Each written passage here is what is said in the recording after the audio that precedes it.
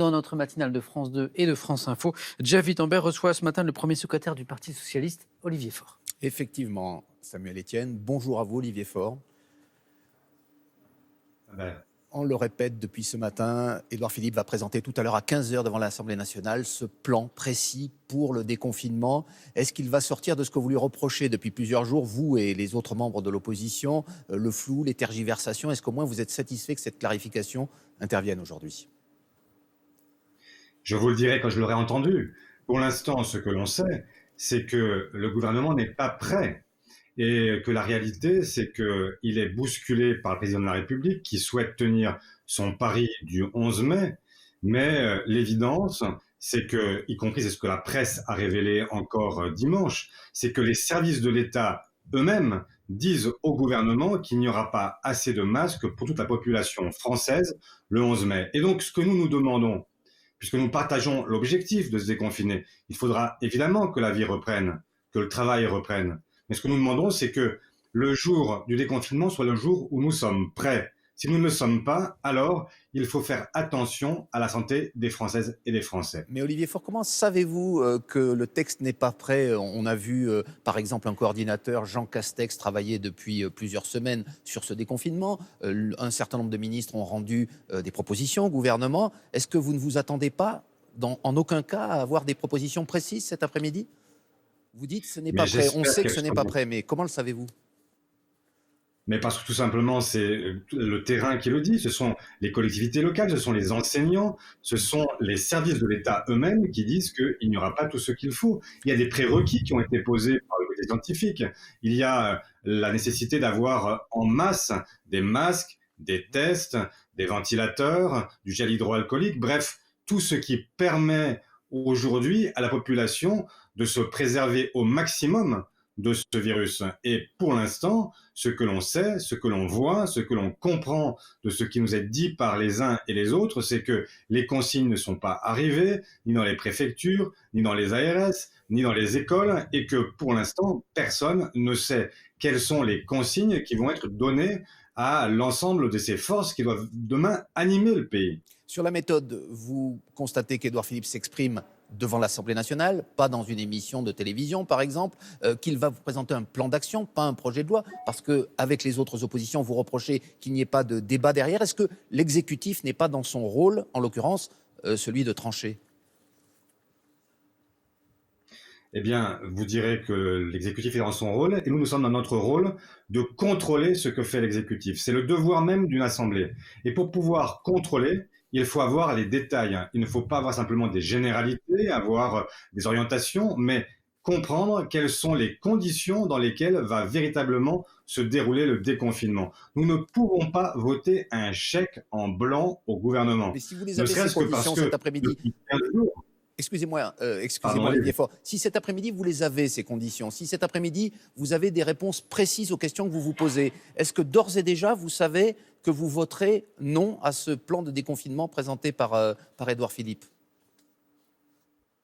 Mais je vous prie de croire que, partageant l'objectif du déconfinement, la question pour moi n'est pas d'être dans une opposition systématique. Ça n'est pas de chercher à faire trébucher le gouvernement. Au contraire, moi, ce que je cherche, c'est à faire en sorte que les Françaises et les Français soient avec les meilleures garanties pour le déconfinement. Et donc, si cet après-midi, toutes les précisions que nous demandons, que nous exigeons sont apportées, évidemment, j'approuverai le gouvernement. Mais pour le moment, de ce que nous savons, et de ce que nous disent les collectivités locales, parce que tout ça est très sympathique. Mais ce qu'il faut comprendre, c'est que le gouvernement s'est dans une large mesure, en fin de semaine dernière, déchargé très largement sur les collectivités locales qui, elles, viennent de découvrir les missions qui leur sont données. Et donc, il faut que chacun, dans la chaîne de décision, dans la chaîne d'exécution, eh bien, puisse être en réalité déjà assuré de pouvoir mener dans les meilleures conditions le déconfinement. Et donc, ce que nous disons, ça n'est pas que nous cherchons à nous opposer systématiquement, c'est au contraire à dire faisons en sorte de ne pas simplement jouer à la roulette russe le déconfinement. Et donc, le moment du déconfinement, c'est le moment où on est prêt.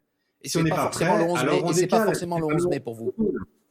Et si je vous comprends bien, Olivier Faure, cette date du 11 mai, elle devrait être discutée, même la date, aujourd'hui.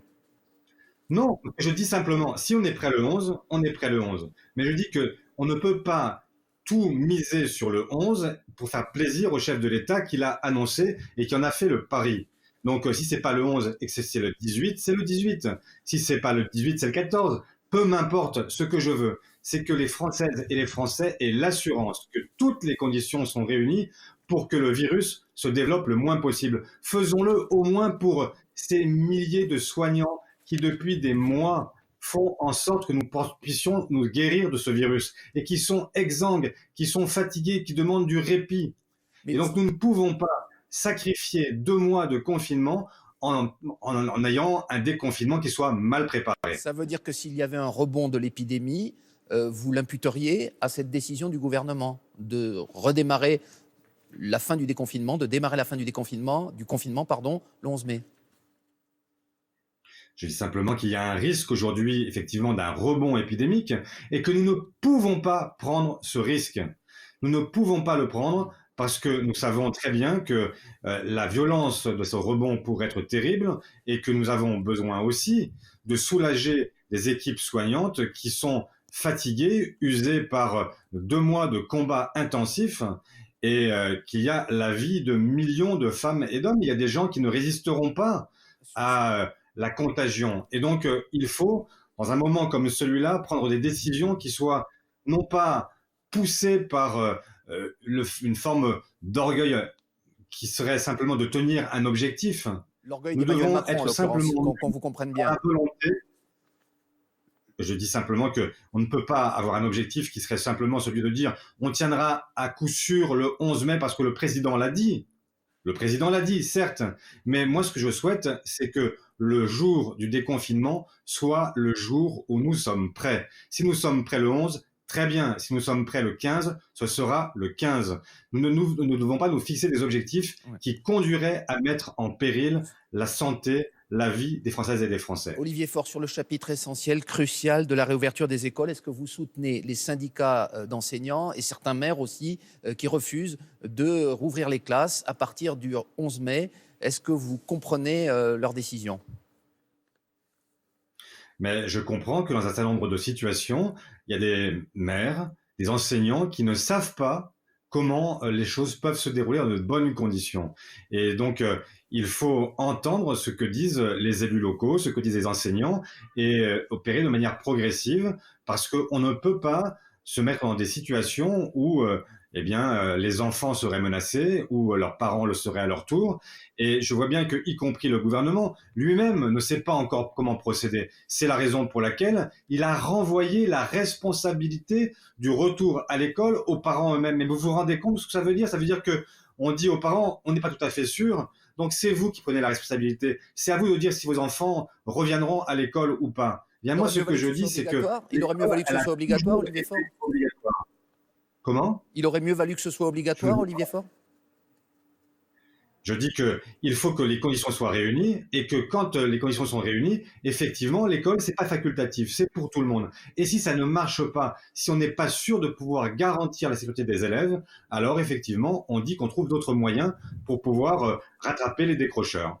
Vous dites le 11 mai, ce n'est pas une date qui doit être sanctuarisée, ça peut être le 15, ça peut être le 18. Est-ce qu'il n'y a pas urgence néanmoins à sortir du déconfinement lorsqu'on voit la dégradation de la situation économique illustrée de façon spectaculaire par la hausse du chômage sans précédent au mois de mars? Est-ce qu'à la place du gouvernement, vous aussi, vous ne seriez pas pressé de remettre le pays en marche vu la situation? Je suis, comme le gouvernement, pressé de remettre le pays en marche. Mais je ne veux pas le faire à n'importe quelle condition. Donc la condition, c'est la sécurité.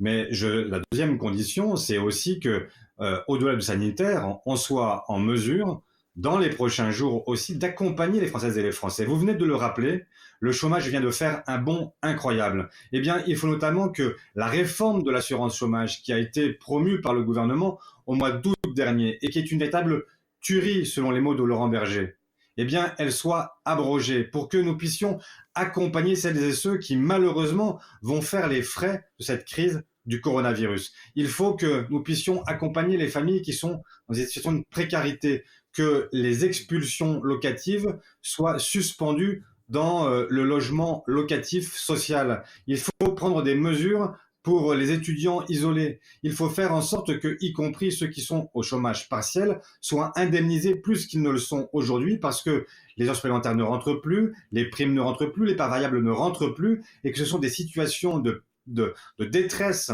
qui commencent à naître autour de nous. On voit les files s'allonger devant les associations caritatives Vous et avez donc il est l'impression, absolument impératif d'accompagner le mouvement. vous avez l'impression que depuis le début de cette crise, le gouvernement est resté les bras croisés par rapport aussi à la situation des plus démunis qui vont recevoir une aide, par rapport à la mise en place du chômage partiel qui concerne aujourd'hui des millions de salariés. Est-ce que de ce côté-là, vous êtes plutôt en faveur des mesures qui ont été prises depuis 1 mois et demi? Mais je ne dis pas que le gouvernement n'a rien fait, ce serait tout à fait injuste. Le gouvernement a fait. Il a réagi sur un certain nombre de sujets et vous venez d'en rappeler quelques-uns.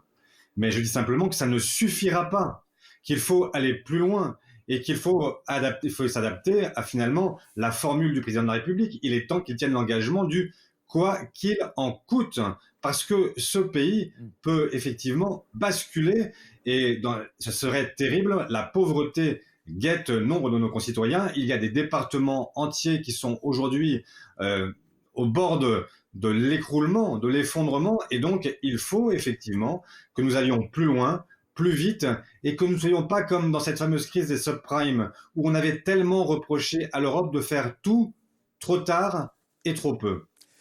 Vous êtes fixé un certain nombre de lignes rouges que vous ne voulez pas voir dépasser dans les annonces que va faire aujourd'hui Édouard Philippe. Est-ce que la mise en place de cette fameuse application de traçage numérique Stop Covid fait partie de ces lignes rouges? Est-ce que le Parti socialiste se prononce contre? Oui, nous ne sommes pas favorables à cette application. Ce sont des milliers d'experts en sécurité informatique, en informatique, etc., qui ont alerté le gouvernement sur le danger que représente cette application et sur son inefficacité. Quand c'est dangereux et que c'est pas efficace, je ne vois pas l'intérêt de le maintenir. Ce n'est pas ce que dit par exemple le conseil scientifique, un certain nombre de soignants qui estiment au contraire que la mise en place d'un tel traçage pourrait permettre de limiter l'épidémie dans un certain nombre de cas. Vous n'y êtes pas sensible à ces arguments-là? Je suis sensible à ces arguments et je peux vous prier de croire que j'y ai beaucoup réfléchi et j'ai beaucoup écouté, auditionné pour prendre une décision avec l'ensemble de la direction du Parti socialiste et les groupes parlementaires. Si nous le disons aujourd'hui, c'est parce que tout pesait. Et je vois y compris que nos voisins allemands viennent de renoncer à l'application que veut mettre en place le gouvernement pour des raisons qui sont liées à la sécurité des données.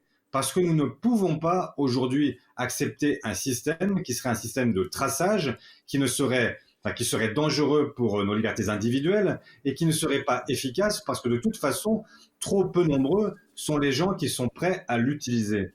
Mais la vraie question, parce que c'est un sujet de diversion, le vrai sujet, le seul vrai sujet, c'est de savoir si le 11 mai, nous aurons suffisamment de masques, de tests. Ça sert à quoi de savoir que vous avez une application dans la poche si vous n'avez pas de masque pour vous protéger, si vous n'avez pas de test pour savoir si vous êtes malade? Ça ne sert à rien. Et donc, la seule question véritable, celle qui devrait nous gouverner, à laquelle il devrait être répondu, c'est non pas de savoir quels sont le nombre de masques qui sont commandés, mais quels sont le nombre de masques qui seront arrivés le 11 mai et qui permettront aux Françaises et aux Français de se protéger.